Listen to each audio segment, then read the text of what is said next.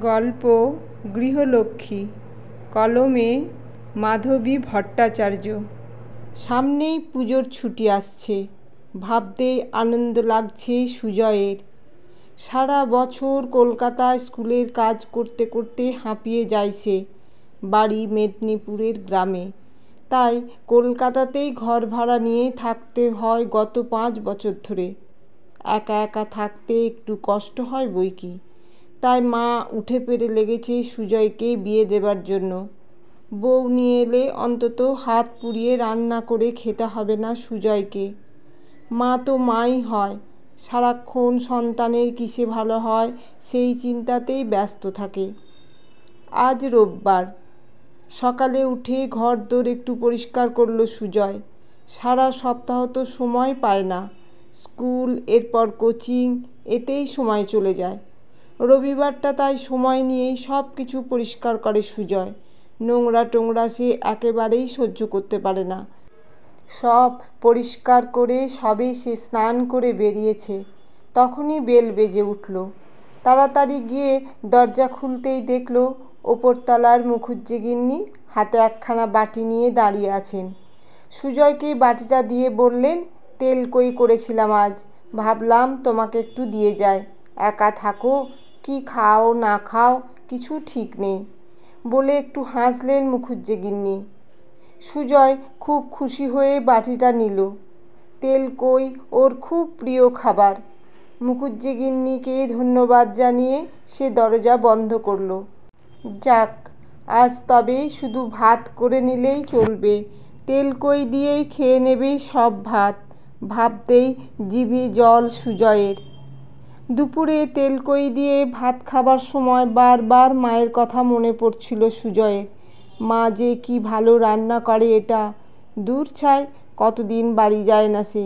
খেতে খেতেই মনে মনে ঠিক করে ফেলল পুজোর ছুটি পড়ার আগেই সে ছুটি নেবে কদিন, তাহলে অনেক দিন বাড়িতে থাকতে পারবে। সিদ্ধান্তটা নিয়ে ফেলে সুজয়ের খুব আনন্দ হচ্ছে। আহা, কতদিন পর মায়ের হাতে রান্না খাবে সে। আর এছাড়াও আরেকটা কাজ আছে সুজয়ের, মাকে এবার শর্মিষ্ঠার কথা বলতে হবে। মা কিছুই জানে না, কি জানি কিভাবে রিয়্যাক্ট করবে মা, এই ভয়ে এতদিন জানায়নি মাকে। কিন্তু আর তো চেপে রাখা যাবে না, এবার মাকে সবটা জানানোর সময় এসেছে। সুজয়, কবে বাড়ি যাচ্ছ তুমি? এই তো মহালয়ার 2 দিন আগে। এবার তোমার মাকে সব জানাবে তো আমার ব্যাপারে? খুব ভয় করছে গো আমার। ভয় পেও না, সব ঠিকই হবে, আমার ওপর ভরসা রাখো। সুজয় যদিও ভরসা দিল, শর্মিষ্ঠার ভয়ে যাচ্ছে না তবু। সুজয়কে হারানোর ভয় ভেতরে ভেতরেই ওকে কাবু করে দিচ্ছে। সব ঠিক হবে তো? সুজয় ওরই থাকবে তো? এক স্কুলে কাজ করার সুবাদে 1 বছর ধরেই সুজয়কে চেনে শর্মিষ্ঠা, মানে সুমি। এই 1 বছর সুজয় যেন বড্ড কাছের হয়ে উঠেছে। সুজয়কে ছেড়ে থাকার কথা ভাবতেই পারে না এখন সুমি। কিন্তু সুজয়ের মা কি মেনে নেবেন ওকে?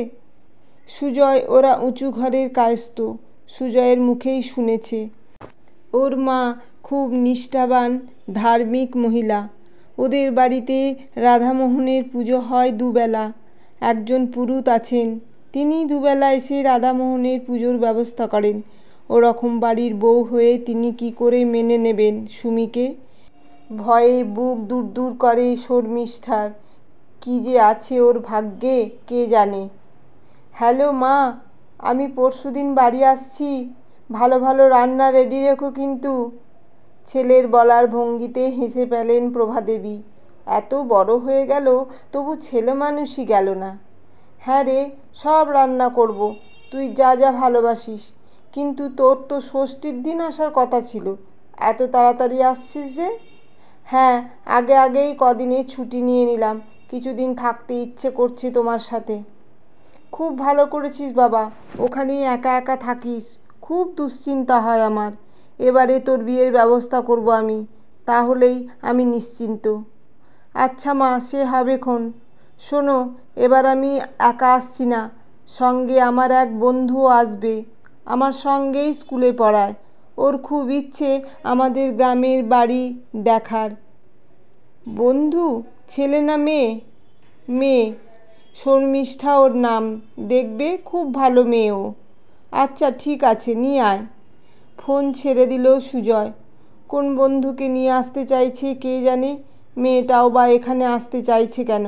মেয়েটা কি সত্যি শুধু বন্ধু না অন্য কিছু? সুজয় কি মেয়েটাকে ভালোবাসে? তাতে প্রভাদেবীর কোনো আপত্তি নেই। মেয়েটা যদি ভালো হয়, ভালো ঘরের হয়, তবে ওই মেয়েকেই পুত্রবধূ করবেন তিনি। এমনিতেও এখন যত তাড়াতাড়ি সম্ভব সুজয়ের বিয়ে দিতে চাইছেন তিনি। ছেলেটা আর কতদিন একা একা থাকবে ওখানে? তার নিজের তো এই বাড়ি ফেলে কোথাও যাওয়ার উপায় নেই। রাধামোহনের সেবার ব্যবস্থা কে করবে তবে? তাই একটা বউ নিয়ে এলেই আর দুশ্চিন্তা থাকে না। একটু আগেই সুজয় আর শর্মিষ্ঠা এসে পৌঁছেছে। শর্মিষ্ঠাকে দেখে মুগ্ধ হয়েছেন প্রভাদেবী। ভারী মিষ্টি লক্ষ্মীমন্ত চেহারা মেয়েটির। এরকম একটা মেয়ের বড় শখ ছিল ওনার, কিন্তু ঈশ্বর দেননি। এখন এই মেয়েটা যদি সুজয়ের বউ হয়, তবে এতদিনের একটা অপূর্ণ ইচ্ছে পূর্ণ হবে ওনার। শর্মিষ্ঠাকে ছেলের বউ হিসেবে নয়, নিজের মেয়ের মতোই কাছে টেনে নেবেন উনি।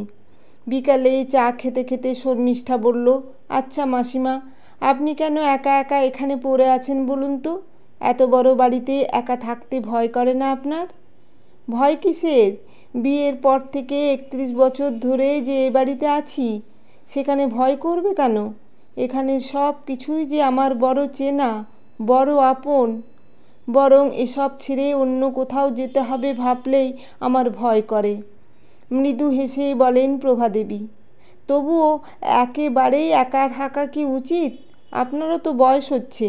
না গো মা, আমি একা কোথায়? এ পাড়ার সবাই আমাকে খুব ভালোবাসে, ভক্তি শ্রদ্ধা করে।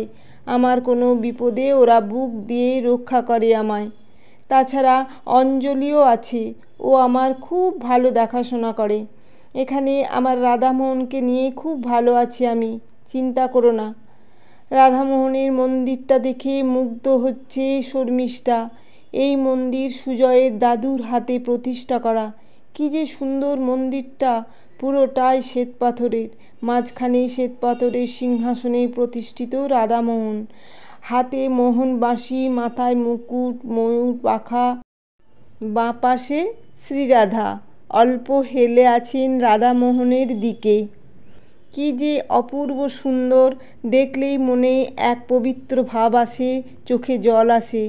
হে প্রভু, আমাকে আমার প্রিয় মানুষের থেকে আলাদা হয়ে যেতে দিও না। আমি যে ওকে বড্ড ভালোবাসি, তুমি তো সব জানো। আমাদের আলাদা হয়ে যেতেও দিও না ঠাকুর, মনে মনে আকুল প্রার্থনা করে শর্মিষ্ঠা। রাধামোহন শ্রীকৃষ্ণ কি সাড়া দেবেন ওর প্রার্থনায়? চা খাওয়ার পর শর্মিষ্ঠা গ্রামটা ঘুরে দেখতে বেরোয় সুজয়ের সাথে। গ্রামের শেষ প্রান্তে বিশাল মাঠটাতে বসে ওরা দুজন। তখন সূর্য অস্ত যাচ্ছে। অস্তগামী সূর্যের দিকে তাকিয়ে সুজয়ের হাত চেপে ধরে অস্ফুটে বলে শর্মিষ্ঠা, তোমার মা আমাকে মেনে নেবেন তো? বড্ড ভয় করছে আমার। নিশ্চয়ই মেনে নেবেন, আমি মাকেই সব বুঝিয়ে বলবো, চিন্তা করো না। নির্জন গ্রামের মাঠে সূর্যাস্তের রাঙা আলো গায়ে মেখে বসে থাকা দুই নরনারী, যারা পরস্পরের প্রতি ভালোবাসায় প্রতিজ্ঞাবদ্ধ। এখনও জানে না তারা, অদূর ভবিষ্যতে তাদের জন্য সুস্বপ্ন বয়ে আনবে নাকি দুর্যোগের কালো মেঘ। দুর্গাপূজা হৈ হৈ করে কেটে গেছে, আজ লক্ষ্মী পূজা। প্রভাদেবী পুজোর আয়োজন করছেন সকাল থেকে। তিলের নাড়ু, চিড়ের নাড়ু, নারকেল নাড়ু, আরও অনেক কিছু বানানো হচ্ছে। রাত দিনের মানুষ অঞ্জলি সাহায্য করছে। শর্মিষ্ঠাও হাত লাগিয়েছে, খুব ভালো লাগছে ওর।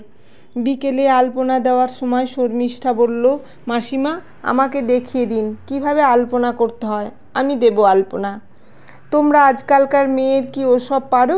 আমি দিয়ে দিচ্ছি, তুমি দেখো। না, আমিই দেব, আপনি শুধু একটু দেখিয়ে দিন। শর্মিষ্ঠা জেদ দেখে হাসেন প্রভাদেবী। একটুখানি দেখেই শর্মিষ্ঠা নিজে নিজে আলপনা দিতে শুরু করলো। দেখে মুগ্ধ হলেন প্রভাদেবী। এমন মেয়েকেই ঘরের বউ হিসেবে চান তিনি। কিন্তু সুজয় এখনও কিছুই খুলে বলেনি। তিনি কি জিজ্ঞাসা করবেন? একবার করে দেখলেই হয়। শর্মিষ্ঠা আলপনা দিতে ব্যস্ত। সেই ফাঁকে একবার তিনি সুজয়কে নিজের ঘরে ডেকে নিয়ে গেলেন। কি হয়েছে মা, এখানে ডেকে নিয়ে এলে কেন?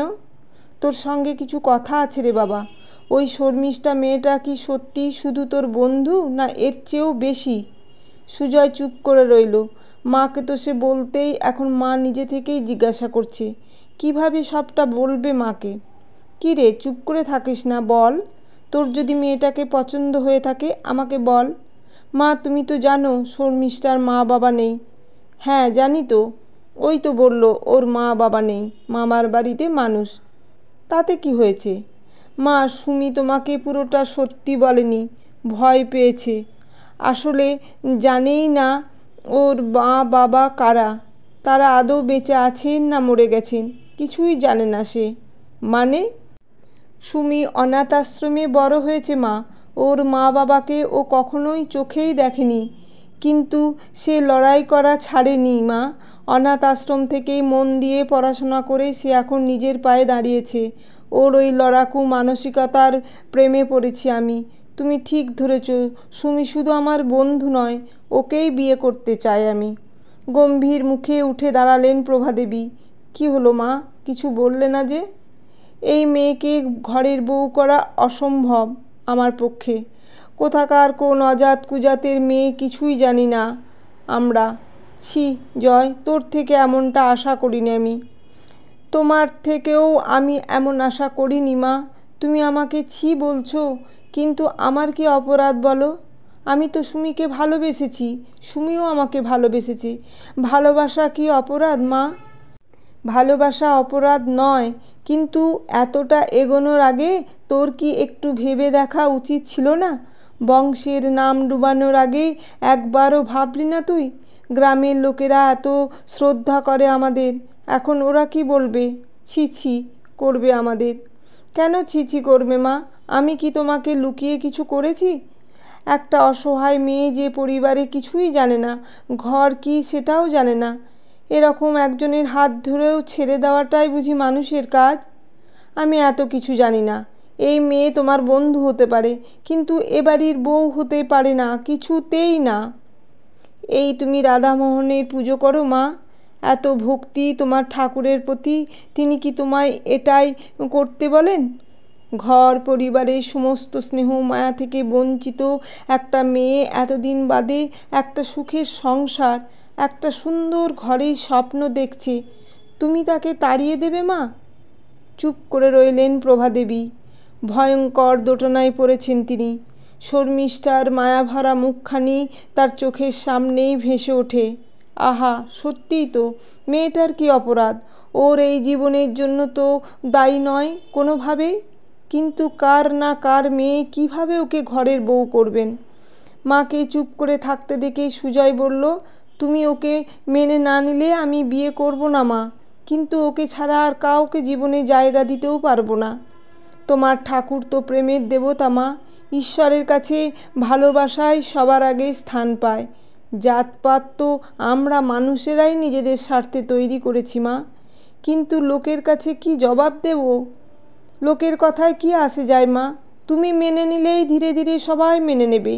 জাত কি কেউ নিয়ে জন্মায়?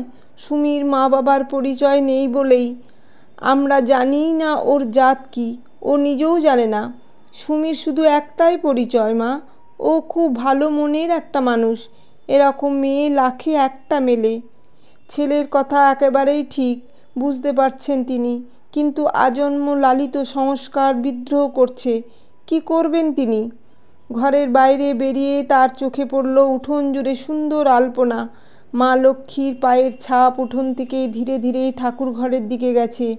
কি সুন্দর আলপনা দিয়েছে সুমি, চোখ জুড়িয়ে গেল প্রভাদেবীর। এ যেন আলপনা নয়, স্বয়ং মা লক্ষ্মী পা ফেলে ফেলেই ঠাকুর ঘরে ঢুকেছেন। মন স্থির করে ফেলেছেন প্রভাদেবী, ঘরের লক্ষ্মীকে খুঁজে পেয়ে গেছেন তিনি। লক্ষ্মীর আবার জাত হয় নাকি? লক্ষ্মী তো লক্ষ্মীই হয়।